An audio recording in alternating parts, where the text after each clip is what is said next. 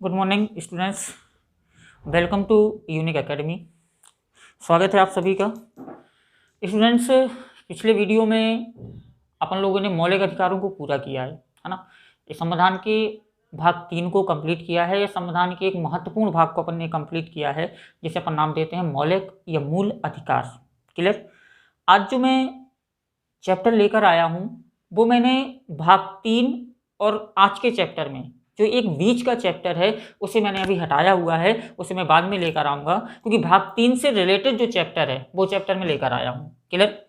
क्योंकि भाग 3 में अगर हम मूल अधिकार पढ़ते हैं, है ना, तो भाग 4 में नीति निर्देशक तत्व हैं और भाग 4 का में है मूल कर्तव्य। तो अधिकारों के बाद कर्तव्यों का पढ़ना जरूरी था। नीति निर्देशक तत्व के चैप्टर को अपन क्या करेंगे, इसके बात करेंगे। क्लियर। अब अपन बात करें अधिकारों और कर्तव्यों पर।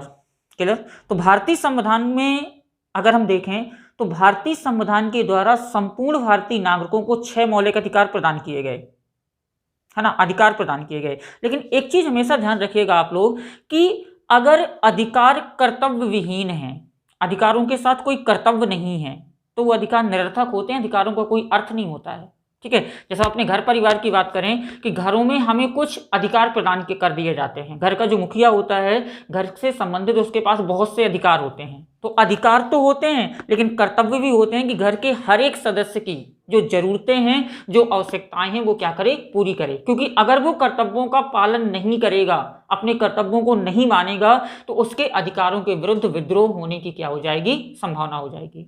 क्लियर। यही कारण है कि भारतीय संविधान में अधिकारों के साथ साथ मौलिक कर्तव्यों या मूल कर्तव्यों को भी क्या किया गया, शामिल किया गया। क्योंकि अधिकार कर्तव्य के बिना, या दूसरे शब्दों में कहूं कि कर्तव्य विहीन अधिकार क्या होते हैं, निरर्थक होते हैं।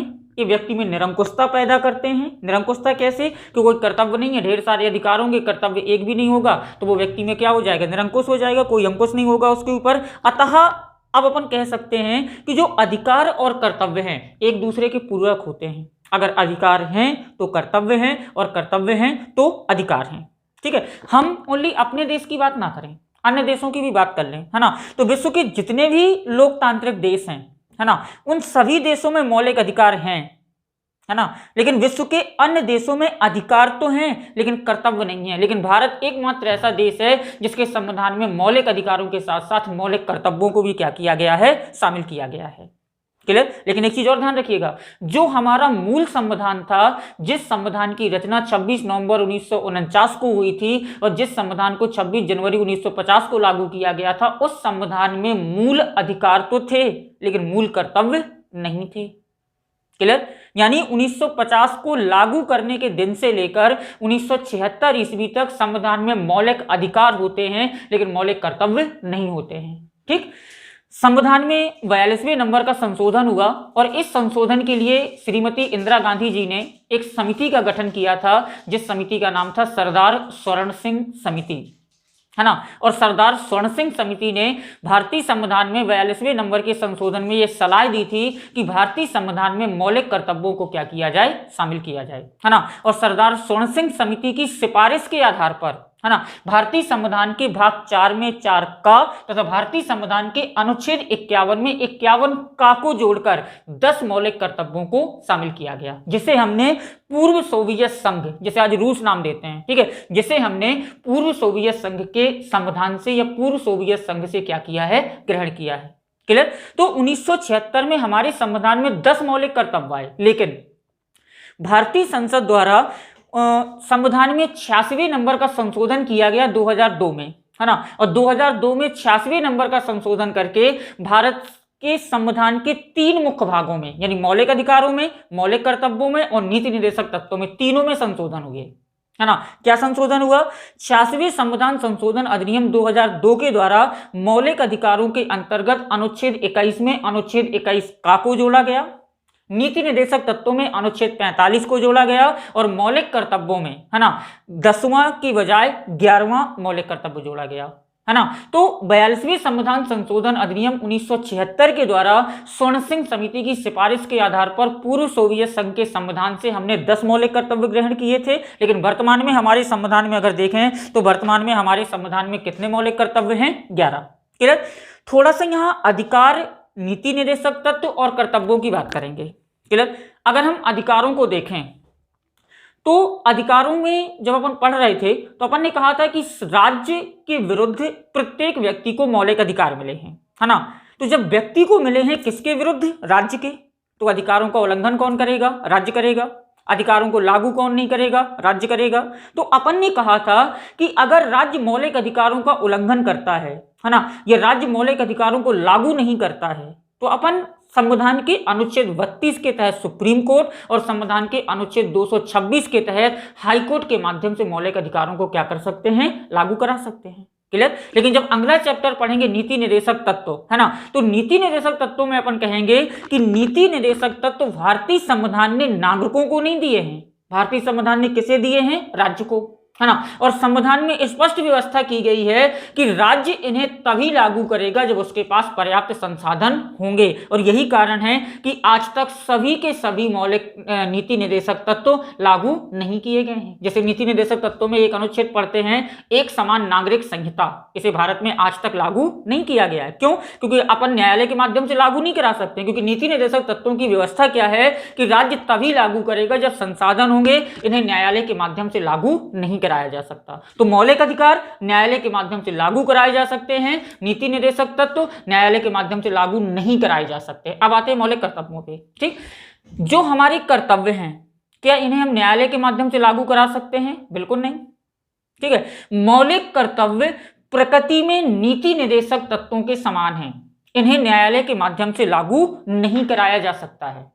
एक चीज ध्यान रखिएगा, मौलिक कर्तव्य प्रकृति में नीति निर्देशक तत्वों के समान है या नीति निर्देशक तत्वों से समानता रखते हैं, इन्हें न्यायालय के माध्यम से लागू नहीं कराया जा सकता है। और यही कारण है कि मौलिक कर्तव्यों में जब व्यंग्यात्मक कोई टिप्पणी करता है तो मौलिक कर्तव्यों को व्यंग्यात्मक घोषणाएं कहता है, क्योंकि इन्हें मानना या ना मानना आपका विवेक है, इन्हें न्यायालय के माध्यम से लागू कराना संभव नहीं है। लेकिन भारतीय संसद ने इस संबंध में अनेक काम किए हैं, है ना। और कई ऐसे मौलिक कर्तव्य हैं जिन मौलिक कर्तव्यों के आधार पर भारतीय संसद ने क्या कर दिया है? कानून का निर्माण कर दिया है। तो आप मौलिक कर्तव्य माने चाहे ना माने कोई दिक्कत नहीं, लेकिन अगर उससे रिलेटेड कोई कानून बन गया है ना, तो आपने उधर मौलिक कर्तव्य का उल्लंघन किया, नहीं माना, आपका विवेक कहा आपने नहीं माना, लेकिन इधर आपने संसद द्वारा निर्मित कानून का क्या कर दिया? उल्लंघन कर दिया। तो जब आप संसद द्वारा निर्मित कानून का उल्लंघन कर देंगे तो आपको कानून के उल्लंघन के आधार पर, है ना, दोषी मान लिया जाएगा। क्योंकि आप अनुच्छेद 20 पढ़ के आए हैं, 20(1) में कहा गया है कि कोई भी व्यक्ति तब तक दोषी नहीं होगा जब तक कि उसने लागू धारा या कानून का क्या ना किया हो? उल्लंघन ना किया हो। और यही कारण है कि संसद ने, क्योंकि मौलिक कर्तव्यों की व्यवस्था क्या है कि इन्हें मानना या ना मानना आपके विवेक पर निर्भर है, लेकिन कई ऐसे मौलिक कर्तव्य हैं जिन्हें मानना आवश्यक है, नहीं मानोगे तो देश का नुकसान होगा, है ना। तो संसद ने क्या किया? उन मौलिक कर्तव्यों को मनवाने के लिए कानून का क्या कर दिया? निर्माण कर दिया, है ना। तो मौलिक कर्तव्य प्रकृति में नीति निर्देशक तत्वों के समान है ना। इन्हें मानना या ना मानना आपके विवेक पर निर्भर है, इन्हें न्यायालय के माध्यम से लागू नहीं कराया जा सकता, है ना। भारतीय सरकार ने मौलिक कर्तव्यों के संबंध में वर्मा समिति 1999 में बनाई थी, है ना। इस वर्मा समिति ने रिपोर्ट प्रस्तुत की और इसकी रिपोर्ट के आधार पर सर्वोच्च न्यायालय ने 138 निर्णय दिए, 38 निर्णयों की सूची प्रस्तुत की, है ना। और उसके आधार पर भारतीय संसद ने समय समय पर क्या किया? कानूनों का निर्माण किया। क्लियर। और जिन मौलिक कर्तव्यों के लिए कानून बन चुके हैं, उन मौलिक कर्तव्यों को मानना आपके लिए क्या हो गया है? आवश्यक हो गया है। क्लियर। तो भारतीय संविधान में अगर हम देखें तो प्रारंभ में 10 मौलिक कर्तव्य थे और वर्तमान में कितने हैं? 11 हैं। इन्हें एक एक को अपन समझ लेते हैं क्या है। ठीक, जैसे हम पहले मौलिक कर्तव्य की बात करें, पहला मौलिक कर्तव्य, है ना, तो पहला मौलिक कर्तव्य कहता है, मैं शॉर्ट में सिर्फ शब्द लिख रहा हूं, आदर्श। ठीक है, एक शब्द रहेगा आदर्श संस्थाएं, राष्ट्रगान और राष्ट्रगीत। ठीक है, पहला मौलिक कर्तव्य हम और आप सभी का है, सभी का एक कर्तव्य है, हमारा किसी एक का नहीं, सबका है ना। पहला मौलिक कर्तव्य है कि आप संविधान का पालन करें, जो संविधान में कहा गया है उसके अकॉर्डिंग चलें, उसे माने, संविधान का पालन करें, उसके आदर्शों को माने, है ना। देश की जो संवैधानिक संस्थाएं हैं उनका सम्मान करें, उनको नुकसान न पहुंचाएं। राष्ट्रगान और राष्ट्रगीत इन दोनों का क्या करें, आदर करें। क्लियर हुआ। एक चीज और यहां छोड़ रहे हैं अपन, राष्ट्र ध्वज छोड़ रहे हैं। क्लियर। तो पहला मौलिक कर्तव्य हमारा और आपका सभी का है, सभी का, ओवरऑल इंडियंस का है ना, कि हम संविधान का पालन करें, उसके आदर्शों को माने, संवैधानिक संस्थाओं को माने, उन्हें किसी भी प्रकार की क्षति ना पहुंचाएं। राष्ट्रगान, राष्ट्रगीत और राष्ट्रध्वज इन सभी का बाकायदा क्या करें, सम्मान करें। अब देखना यहां से, ठीक। इस मौलिक कर्तव्य को अगर हम देखें तो अगर इसके पीछे कोई कानूनी शक्ति नहीं है, मान लीजिए कोई कानूनी शक्ति ना हो इसके पीछे, तो और हमने राष्ट्रध्वज का अपमान कर दिया तो क्या हमें सजा होगी? नहीं होगी, क्योंकि कोई कानूनी शक्ति नहीं है, क्योंकि इन्हें मानना या ना मानना तो हमारे विवेक पर निर्भर है, क्योंकि कर्तव्य है ये, ठीक। हम राष्ट्रगान का अपमान करें, राष्ट्रगीत का अपमान करें, इन सभी का हम अपमान करें, है ना, अगर इनके पीछे कानूनी शक्ति ना होती तो हमें राष्ट्रध्वज, राष्ट्रगान, राष्ट्रगीत इनका अपमान करने पर किसी भी प्रकार की दंडात्मक कार्यवाही हमारे विरुद्ध नहीं होती। लेकिन, है ना, भारतीय संसद ने क्या किया, भारतीय संसद ने 2002 में, ध्यान रखिएगा, ये सीधा बोलूं, भारतीय संसद ने संविधान के अनुच्छेद 51 का जो मौलिक कर्तव्य है ना, और उसका जो पहला मौलिक कर्तव्य है 51 का फर्स्ट, है ना, में राष्ट्रीय ध्वज के सम्मान की जो बात कही गई है, इसके कारण भारतीय संसद ने 2002 ईस्वी में ध्वज संहिता जारी कर दी, ध्वज संहिता जारी कर दी, ध्यान रखिएगा, है ना। और ध्वज संहिता जो 2002 में आई, इसमें राष्ट्रध्वज, राष्ट्रगीत और राष्ट्रगान, है ना, इन तीनों को शामिल किया गया और व्यवस्था की गई कि अगर कोई व्यक्ति इनका अपमान करता है तो उसके विरुद्ध दंडात्मक कार्यवाही की जाएगी। क्लियर हुआ। अगर कोई व्यक्ति इनका अपमान करता है तो इसके विरुद्ध दंडात्मक कार्यवाही की जाएगी। 2002 के अगर हम पहले देखें तो 2002 के पहले आप अपने घर में भी भारतीय तिरंगे को फहरा सकते थे, ध्यान रखिएगा, लेकिन 2002 के बाद आप अपने प्राइवेट घरों में भारतीय तिरंगे को नहीं फहरा सकते हैं, है ना। तो पहला मौलिक कर्तव्य क्या कहता है, संविधान का पालन करें, उसके आदर्शों को माने, संस्थाएं, राष्ट्रगीत, राष्ट्रगान और राष्ट्रध्वज का सम्मान करें। और अगर नहीं करोगे तो 2002 में भारतीय जो ध्वज संहिता बनी है उसके विरुद्ध, उसको लेकर, है ना, ये उनके अपमान को लेकर आपके विरुद्ध दंडात्मक कार्यवाही किया जाना संभव है। क्लियर। दूसरे मौलिक अधिकार की अगर हम बात करें, है ना, तो दूसरा मौलिक अधिकार कहता है कि हमारा जो स्वतंत्रता आंदोलन है, ध्यान रखिएगा, है ना, स्वतंत्रता आंदोलन कौन सा, जैसे हम नेशनल मूवमेंट भी बोलते हैं, जो भारत में अंग्रेजों के विरुद्ध चलाया गया था और उसी आंदोलन के परिणाम स्वरूप हमें 1947 में क्या मिली थी, स्वतंत्रता मिली थी, है ना। तो दूसरा मौलिक कर्तव्य कहता है कि हमारा जो स्वतंत्रता आंदोलन या राष्ट्रीय आंदोलन था, है ना, तो राष्ट्रीय आंदोलन को प्रेरित करने वाले जो आदर्श हैं, ये दूसरे शब्दों में समझा रहा हूं कि स्वतंत्रता के लिए हमारे राष्ट्रीय आंदोलन को प्रेरित करने वाले जो उच्च आदर्श हैं, है ना, उन आदर्शों को हृदय में संजोए रखें और उनका पालन करें। ऐसा नहीं कि गांधी जी का, अंबेडकर जी का, नेहरू जी का, उनके जो नारों के आंदोलनों के दौरान उनके जो नारे होते थे उनका अपमान करें, उनकी प्रतिमाओं का अपमान करें, ये कुछ नहीं करेंगे। क्लियर। क्योंकि दूसरा मौलिक कर्तव्य कहता है कि स्वतंत्रता के लिए हमारे देश में जिन वीरों ने अपने प्राणों का न्यौछावर किया, जिन वीरों ने स्वतंत्रता के लिए लड़ाई लड़ी, उनके जो आदर्श हैं उन्हें आप हृदय में संजोए रखें और बाकायदा उनका क्या करें, सम्मान करें। दूसरा, ठीक। तीसरा मौलिक कर्तव्य कहता है कि भारत की संप्रभुता, ध्यान दीजिएगा, भारत की संप्रभुता, एकता, है ना, और अखंडता, इनकी रक्षा करें। संप्रभुता का मतलब हमारी स्वतंत्रता, हम एक संप्रभु राज्य हैं, स्वतंत्र राज्य हैं, दो तरीके से, है ना, आंतरिक तरीके से भी, यानी आंतरिक मामलों में भी पूर्णतः स्वतंत्र हैं और बाह्य मामलों में भी पूर्णतः क्या है, स्वतंत्र हैं। तो हमारा कर्तव्य क्या है कि हम भारत की स्वतंत्रता की रक्षा करें। ठीक। भारत की एकता और अखंडता का मतलब है कि भारत राज्यों का क्या है, संघ है, क्योंकि भारत कहीं नहीं है, राज्यों का संघ है ना। और हमें ऐसा कोई भी प्रयास नहीं करना है कि भारत में है कि हमें भारत की स्वतंत्रता की रक्षा करना है, भारत की एकता को बचा के रखना है और एक अखंड भारत का क्या करना है, निर्माण करना है। समझ में आया। चौथे मौलिक कर्तव्य की अगर और चलें अपन कि हमारा चौथा मौलिक कर्तव्य क्या है ना, तो हमारा चौथा मौलिक कर्तव्य बिल्कुल स्पष्ट है कि हमें देश की रक्षा करना है ना।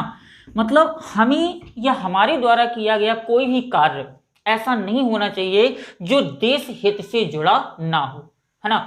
हमें देश की रक्षा करना है आंतरिक शक्तियों से और बाह्य शक्तियों से, यानी आंतरिक शत्रुओं से भी और बाह्य शत्रुओं से भी देश की रक्षा करना है। और अगर देश आवाहन करता है, आवाहन का मतलब होता है बुलाना, है ना, और अगर राष्ट्र आवाहन करता है तो हमें राष्ट्र के आवाहन पर रक्षा करने के लिए तत्पर भी रहना है। मतलब समझ रहे हैं आप, कुछ देशों में अनिवार्य सैनिक सेवा होती है और कुछ देशों में नहीं होती, ज्यादातर देशों में नहीं है, कुछ देशों में अनिवार्य सैनिक सेवा है। तो अनिवार्य सैनिक सेवा का मतलब कि उस देश के हर पढ़े लिखे नागरिक को कुछ समय तक सेना में रहकर सेवा करनी होती है, लेकिन हमारे देश में नहीं है। क्लियर। लेकिन कर्तव्य है हमारा कि अगर किसी देश से हमारा युद्ध छिड़ जाता है और हमारी सेना को बहुत अधिक क्षति पहुंचती है और अगर देश आवाहन करता है अपने नागरिकों से, तो उसके हर एक नागरिक को हमेशा देश की रक्षा के लिए क्या रहना चाहिए, तत्पर रहना चाहिए, है ना। तो हमारे चौथा मौलिक कर्तव्य है कि हमें राष्ट्र की रक्षा करना है तथा आवाहन करने पर, राष्ट्र के आवाहन करने पर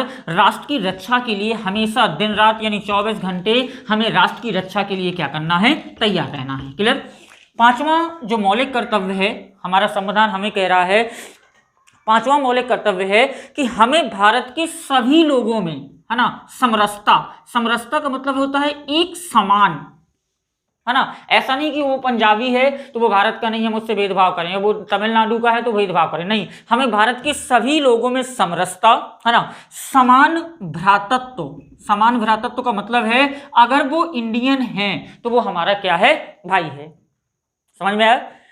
जैसे हिंदू मुस्लिम भाई भाई, वो एक नारा है ना, बहुत छोटी क्लास, छोटे में जब अपन 26 जनवरी और 15 अगस्त में जाया करते थे तो नारा लगवाया जाता था कि हिंदू मुस्लिम सिख ईसाई मिलकर रहें सब भाई भाई। वही है समान भ्रातृत्व। ना कोई हिंदू है, ना कोई मुसलमान है, ना कोई सिख है, ना कोई ईसाई है, हम सिर्फ और सिर्फ क्या हैं, भारतीय हैं, है ना। तो हमें भारत के सभी लोगों में समरसता और समान भ्रातृत्व की भावना का निर्माण करना है, जो देखना, समान भ्रातृत्व की भावना को निर्माण करना है जो धर्म, है ना, वंश, वेशभूषा, कुछ भी कह सकते हैं, पहनावा, है ना, जो धर्म वंश वेशभूषा प्रदेश, है ना, या वर्ग, ठीक है, जाति, ठीक है, इससे पूरी तरह से परे हो, है ना। ये नहीं कह सकते हैं कि वो महाराष्ट्रियन है तो वो हमारा नहीं है, वो बिहारी है तो वो हमारा नहीं है, क्योंकि यहां पर प्रदेश शब्द भी शामिल कर दिया गया कि हम सिर्फ और सिर्फ इंडियन हैं, भारतीय हैं, और हमें भारत के सभी लोगों में एक समान समरसता और समान भ्रातृत्व की भावना का विकास करना है, जो धर्म के परे हो, कोई धर्म ना हो, है ना, वंश कोई ना हो, वेशभूषा वो कुछ भी पहनता हो, है ना, वो किसी भी प्रदेश का निवासी हो, वो किसी भी वर्ग का नागरिक हो, वो ब्राह्मण है कि शूद्र है, इसका भी कोई मतलब नहीं है, है ना। वो हमारे लिए हमारा कर्तव्य है कि वो सिर्फ और सिर्फ भारतीय है, हमारा भाई है। तो पांचवा मौलिक कर्तव्य है कि हमें भारत के सभी नागरिकों में समान भ्रातृत्व की भावना का क्या करना है, विकास करना है। क्लियर है। छठवें मौलिक कर्तव्य को देखिए, ठीक। छठवां मौलिक कर्तव्य कहता है जब संस्कृति की बात होती है ना, विश्व की संस्कृतियों की बात होती है, तो भारत प्राचीन काल से ही, है ना, संस्कृति के मामले में विश्व का एक उभरता हुआ देश रहा है ना। सांस्कृतिक तत्वों को अगर देखें तो विश्व को भारत ने बहुत कुछ दिया है। तो हमारी संस्कृति जो है ना वो गौरवशाली है, एक महत्वपूर्ण संस्कृति है। तो छठवां मौलिक कर्तव्य हमारा कहता है कि जो हमारी संस्कृति का मूल्य है ना, कि जो भारतीय संस्कृति की गौरवशाली परंपरा है ना, उसके महत्व को समझें, अपनी सांस्कृतिक विरासत को बदलें ना। लेकिन वर्तमान में क्या हो रहा है, विश्व ने प्रारंभ में सांस्कृतिक तत्व भारत से ग्रहण किए, है ना, और आज हम और आप क्या कर रहे हैं, विश्व की संस्कृतियों के तत्व ग्रहण कर रहे हैं। क्लियर। जैसे संस्कृति क्या है, जैसे खाना, खाना ये सभ्यता है, सभ्यता दर सभ्यता बदलता गया, है ना। जैसे पहले लोग कंदमूल, फल फूल और पेड़ पौधों की पत्तियां खाते थे, है ना। कृषि का आविष्कार हुआ, लोग बाग अनाज रोटियां ये सारी चीजें खाने लगे, तो सभ्यताएं आगे बढ़ती गई और खाने के आइटम में क्या होता गया, परिवर्तन होता गया। लेकिन जो खाने का तरीका है वो संस्कृति है। हमारा भारतीय तरीका क्या है ना, बढ़िया खाना बनेगा, आराम से बैठेंगे, बिछावन डलेगा, बैठेंगे, थाली आएगी, बेहतरीन सिस्टमेटिक तरीके से खाएंगे, ये भारतीय संस्कृति है। लेकिन हमने विश्व के अन्य देशों की संस्कृतियों के तत्वों को ग्रहण कर लिया। अब बड़े बड़े शहरों में अपन देखते हैं कि शादियों में होटल बुक हुए, प्लेट वहां से पैक आती है, आप गए, आपको एक प्लेट मिल गई, खड़े खड़े खाओ चाहे लेटे लेटे खाओ चाहे जैसे खाओ। ये हमारी संस्कृति नहीं थी, दूसरों की संस्कृति है। हमारे जो पहनावा है, हमारा पहनावा क्या था? पुरुष का धोती कुर्ता, महिलाओं का पूरा कंप्लीट पूरा कवर्ड हमारा पहनावा था, है ना। आज देखिए बॉलीवुड में, है ना, हो सकता है बॉलीवुड की कई ऐसी एक्टर्स मिल जाएं जो साड़ी पहनना ही ना जानती हों, क्योंकि उन्होंने फॉरेन कल्चर को ग्रहण कर लिया, विदेशी संस्कृति को ग्रहण कर लिया, वो हमारी संस्कृति नहीं है। तो मौलिक कर्तव्य छठवां कहता है कि हमारी संस्कृति की जो गौरवशाली परंपरा है उसके महत्व को समझें, उसकी रक्षा करें और उसके अनुसार क्या करें? आचरण करें। हम संस्कृति से बाहर जाकर आचरण ना करें, ये हमारा छठवां मौलिक कर्तव्य कहता है। क्लियर? तो छठवां मौलिक कर्तव्य संस्कृति से रिलेटेड है, क्योंकि भारतीय संस्कृति विश्व की एक महान संस्कृतियों में से एक रही है और छठवां मौलिक कर्तव्य यही कहता है कि हम अपने मौलिक कर्तव्य संस्कृति की परंपरा को, महत्व को समझें और उसकी क्या करें? सुरक्षा करें और उसके अनुसार आचरण करें। क्लियर? सातवां मौलिक कर्तव्य अगर अपन देखें तो सातवां मौलिक कर्तव्य देखें तो ये प्रकृति से रिलेटेड है, प्राकृतिक हो गया पूरा, है ना। सातवां मौलिक कर्तव्य कहता है कि हम प्राकृतिक पर्यावरण की रक्षा करें। अब प्राकृतिक पर्यावरण में क्या क्या है? वन है, झील है, नदी है, वन्य जीव है, बहुत सारी चीजें। क्लियर? तो सातवां मौलिक कर्तव्य कहता है कि प्रत्येक भारतीय नागरिक का यह कर्तव्य है कि वह प्राकृतिक पर्यावरण की रक्षा करे। प्राकृतिक पर्यावरण में वन, झील, है ना, नदी, वन जीव कुछ भी शामिल कर सकते हैं जो प्रकृति द्वारा प्रदान है ना। तो सातवां मौलिक कर्तव्य कहता है इनकी रक्षा करना है। अब देखना, हमारा कर्तव्य है कि हम वनों की रक्षा करें, है ना। हमारा कर्तव्य है कि हम झील, नदी, वन्य जीव की हत्या ना करें, इन सबसे दूर रहें। ठीक है, सातवां मौलिक कर्तव्य है। लेकिन क्या हम करते हैं या करते नहीं करते, है ना। तो भारतीय संसद ने क्या किया? भारतीय संसद ने इस पर कानून बना दिया, है ना। और एक दो नहीं, कई सारे कानून बना दिए। राष्ट्रीय वन नीति 1988, वन्य जीव सुरक्षा अधिनियम 1972। अब आप वनों को काटकर और वन्य जीवों को मारकर दिखाइए, आपको सजा होगी बाकायदा। लेकिन अगर इनसे कानून ना बने होते, ध्यान रखिएगा, तो इनका मानना या ना मानना या मौलिक कर्तव्यों के अनुसार आचरण करना या ना करना आपकी इच्छा पर निर्भर होता, है ना। तो सातवां मौलिक कर्तव्य कहता है कि हम प्राकृतिक पर्यावरण की रक्षा करें, है ना, वन, जीव, नदी, इन सब की सुरक्षा करें, इनका संवर्धन करें, प्राणी मात्र के प्रति दया का भाव रखें, यानी वन्य जीवों की हिंसा ना करें। सीधा सा अर्थ है। सातवां मौलिक कर्तव्य टोटल प्राकृतिक है। वो कहता है ना आप वनों को काटिए, ना नदी झील को नुकसान पहुंचाइए और ना ही वन्य जीवों की रक्षा करिए, वन्य जीवों की रक्षा करिए, इनकी हिंसा से आप क्या रहिए? दूर रहिए। क्लियर? आठवें मौलिक कर्तव्य को अगर देखें, है ना, तो आठवां मौलिक कर्तव्य कहता है कि वैज्ञानिक दृष्टिकोण का विकास करें, है ना, वैज्ञानिक दृष्टिकोण का विकास करें। क्लियर? आपको बिल्कुल आगे की ओर सोचना है ना। वैज्ञानिक दृष्टिकोण का विकास करना है, मानववाद का विकास करना है, ठीक है, और ज्ञानार्जन की, जो ज्ञान अर्जन करने की भावना है ना, ज्ञानार्जन की भावना का आपको क्या करना है? विकास करना है। तो आठवां मौलिक कर्तव्य वैज्ञानिक दृष्टिकोण, मानववाद और ज्ञानार्जन की भावना से जुड़ा हुआ है। क्लियर? नौवें मौलिक कर्तव्य को अगर अपन देखें, ध्यान रखिएगा, है ना, नौवां मौलिक कर्तव्य कहता है कि अगर कोई सार्वजनिक संपत्ति है, कुछ भी हो सकता है इसमें, सार्वजनिक संपत्ति, सार्वजनिक संपत्ति का मतलब है सरकारी, सभी की, व्यक्ति विशेष की नहीं। क्लियर? अगर कोई सार्वजनिक संपत्ति है, जैसे हम भारतीय हैं, हम थोड़ा अजीबोगरीब टाइप के होते हैं, है ना। हम जब कहीं सफर करते हैं ना, ठीक है, तो अपने घर को तो चमका के रखते हैं, 4 बार पोंछा लगाते हैं, है ना। लेकिन जब हम रेलवे स्टेशन और बस स्टैंड में पहुंचते हैं तो जो भी खाते पीते हैं सब वहीं डालते जाते हैं, क्योंकि वो कौन सा हमारा है, हमें दोबारा लौट के तो नहीं आना है ना, है ना। हम देखते हैं सरकारी स्कूल की खिड़कियों में कांच नहीं होते हैं, कांच जब बिल्डिंग बनती है तब तो कांच होते हैं, है ना, लेकिन उसके 1-2 साल बाद सारे कांच टूट जाते हैं। कौन तोड़ता है? हम और आप। क्यों? क्योंकि वो हमारी नहीं है, सरकारी है। अपने घरों की खिड़कियों को तोड़ के देख सकते हैं? तोड़ेंगे कभी? कभी नहीं। क्यों? क्योंकि वो हमारा है। ये है अंतर, है ना। तो नौवां मौलिक कर्तव्य आपसे यही कहता है कि आप सार्वजनिक संपत्ति की सुरक्षा करें। ध्यान रखिएगा, सार्वजनिक संपत्ति की सुरक्षा करें, अर्थात जो सरकारी प्रॉपर्टी है उसे अपनी प्रॉपर्टी समझकर उसकी रक्षा करें और हिंसा से क्या रहें? दूर रहें। क्लियर। 10वें मौलिक कर्तव्य में अगर देखें तो 10वां मौलिक कर्तव्य कहता है कि प्रत्येक भारतीय नागरिक का एक कर्तव्य है कि वह व्यक्तिगत और सामूहिक गतिविधियों में उत्कर्ष की ओर बढ़े, है ना। 10वां मौलिक कर्तव्य कहता है कि प्रत्येक भारतीय नागरिक का यह कर्तव्य है कि वह व्यक्तिगत और सामूहिक गतिविधियों के किसी भी क्षेत्र में, कोई भी गतिविधि हो, चाहे खेल से हो, चाहे साइंस से हो, चाहे कला से हो, चाहे नृत्य से हो, चाहे गायन से हो, किसी भी प्रकार की गतिविधि है, वो व्यक्तिगत भी हो सकती है, सामूहिक भी हो सकती है ना।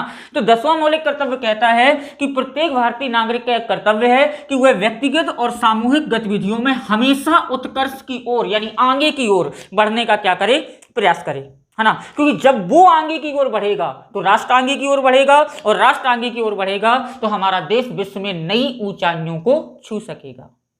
इसका मतलब समझिएगा। 10वां मौलिक कर्तव्य कहता है कि प्रत्येक भारतीय नागरिक का एक कर्तव्य है कि वो जिस क्षेत्र में महारत हासिल रखता है, किसी भी क्षेत्र में, गेम्स में है तो गेम्स में, क्रिकेट में, फुटबॉल में, वॉलीबॉल में, किसी भी क्षेत्र में महारत हासिल रखता है तो उस क्षेत्र में वो लगातार आगे बढ़ने का प्रयास करे। क्योंकि अगर वो आगे बढ़ेगा तो देश की प्रगति होगी, और देश की अगर प्रगति होगी तो देश नई ऊंचाइयों को क्या करेगा, छू सकेगा। क्लियर। अब ये थे हमारे मूल अनुच्छेद जिन्हें 42वें संविधान संशोधन अधिनियम 1976 के द्वारा संविधान के भाग 4 में 4 का और अनुच्छेद 51 में 51 का को जोड़कर शामिल किया गया था। क्लियर। जो 11वां मौलिक कर्तव्य है ना, इसे 86वें संविधान संशोधन अधिनियम 2002 के द्वारा भारतीय संविधान में क्या किया गया, शामिल किया गया। और इसमें व्यवस्था क्या की गई कि ऐसे बालक जिनकी उम्र 6 से 14 वर्ष है ना, उन बालकों के अभिभावकों का ध्यान रखिएगा, उन बालकों के अभिभावकों का यह कर्तव्य बनता है कि वह बालकों को शिक्षा ग्रहण करने स्कूल भेजे। अब यहां थोड़ा समझ लीजिएगा आप लोग, क्योंकि 86वें संविधान संशोधन अधिनियम 2002 के द्वारा 3 जगह संविधान में परिवर्तन हुआ था। एक परिवर्तन हुआ था मौलिक अधिकार में, ठीक है, एक परिवर्तन हुआ नीति निर्देशक तत्व में, ठीक है, और एक परिवर्तन हुआ है मूल कर्तव्य में। आप समझिए इसे, ठीक। मौलिक अधिकार में अनुच्छेद 21 में 21 का को जोड़ा गया, है ना, और ये अधिकार किसे मिला है, बालक को, ठीक है, बालक को मिला है। किसके विरुद्ध, राज्य के, क्योंकि मैं हमेशा कह रहा हूं कि मौलिक अधिकार राज्य के विरुद्ध प्रदान किए जाते हैं। क्लियर। तो मौलिक अधिकार अनुच्छेद 21 का बालक को मिला है, किसके विरुद्ध, राज्य के। तो ये बालक का अधिकार है जिसकी उम्र कितनी है, 6 से 14 वर्ष। ये उसका अधिकार है कि राज्य उसके शिक्षा की व्यवस्था करवाए। ध्यान से समझिएगा थोड़ा ऐसे, मौलिक अधिकार बालक को राज्य के विरुद्ध मिले हैं, और अनुच्छेद 21 का बालक को मिला है जिसकी उम्र 6 से 14 वर्ष है, और उस बालक का यह अधिकार है कि राज्य उसकी शिक्षा की व्यवस्था करवाए। नीति निर्देशक तत्वों में अनुच्छेद 45 जोड़ा गया, और राज्य से, क्योंकि नीति निर्देशक तत्व संविधान नागरिकों को नहीं देता है, किसे देता है, राज्य को, है ना।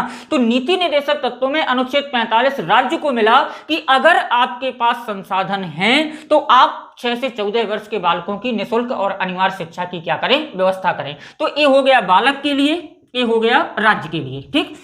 11वां मौलिक कर्तव्य जोड़ा, और 11वें मौलिक कर्तव्य में हमने ऐसे बालक जिनकी उम्र 6 से 14 वर्ष है, उन बालकों के अभिभावकों को ये कर्तव्य दिया है कि आपका यह कर्तव्य है कि अगर आपके घर में 6 से 14 वर्ष का बालक है तो उसे स्कूल में अनिवार्य शिक्षा ग्रहण करने भेजें। तो 86वां संविधान संशोधन अधिनियम संविधान में 3 जगह परिवर्तन करता है। मौलिक अधिकारों में 21 का बालक को अधिकार मिला जिसकी उम्र 6 से 14 वर्ष है कि आपको पढ़ने का अधिकार है। नीति निर्देशक तत्वों में 45 में राज्य को कहा गया कि आपके पास संसाधन है तो स्कूल की व्यवस्था करवाइए, पढ़वाइए, है ना। मौलिक कर्तव्यों में अभिभावकों से कहा गया कि अगर आपके घर में 6 से 14 वर्ष का बालक है तो उसे अनिवार्य शिक्षा ग्रहण करने आप क्या करें, स्कूल भेजें। क्लियर। ये थे हमारे मौलिक कर्तव्य भारतीय संविधान के भाग 4 में 4 का को, 51 में अनुच्छेद 51 में 51 का को जोड़कर स्वर्ण सिंह समिति की सिफारिश के आधार पर 42वें संविधान संशोधन अधिनियम 1976 के द्वारा, है ना, 10 जोड़े गए। 86वें संविधान संशोधन अधिनियम 2002 के द्वारा 1 जोड़ा गया। वर्तमान में कुल मौलिक कर्तव्य कितने हैं, 11। इनकी प्रकृति कैसी है, मौलिक अधिकारों के समान नहीं है बल्कि नीति निर्देशक तत्वों के समान है, क्योंकि जिस प्रकार नीति निर्देशक तत्वों को न्यायालय द्वारा लागू नहीं कराया जा सकता उसी प्रकार मौलिक कर्तव्यों को भी न्यायालय द्वारा लागू नहीं कराया जा सकता। क्लियर? लेकिन अगर अधिकार हैं, मौलिक अधिकार हैं, तो कर्तव्यों का होना आवश्यक है, क्योंकि कर्तव्य विहीन जो अधिकार होते हैं वो निरर्थक होते हैं और ऐसे अधिकार संपन्न व्यक्ति है ना निरंकुशता की ओर क्या हो जाते हैं, बढ़ जाते हैं। आज के लिए इतना ही, कल से अपन पढ़ेंगे नीति निर्देशक तत्व। Thank you.